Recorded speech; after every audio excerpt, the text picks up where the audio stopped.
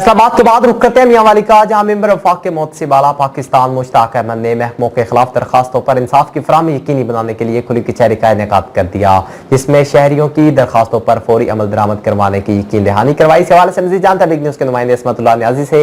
इसमतुल्लाह कीजिएगा मजीद, क्या तफसीलात हैं आपके पास?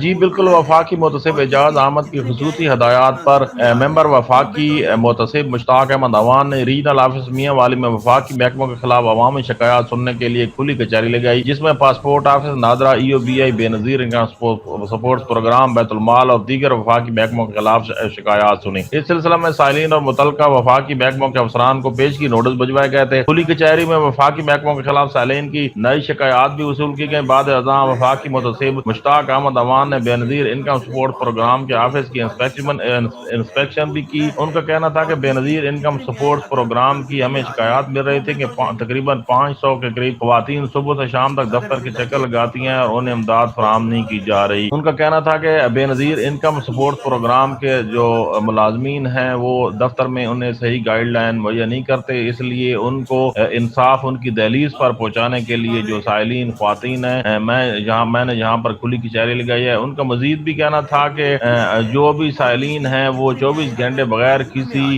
वकील और बगैर किसी नुमाइंदा के डायरेक्ट मेरे पास अपनी शिकायत भिजवा सकते हैं, जिनको जो फौरी तौर पर जिनके अजाला के लिए अहकाम जारी किए जाते हैं। जी बहुत शुक्रिया इसमतुल्लाह न्याजी तफसीलात से आगाह करने का।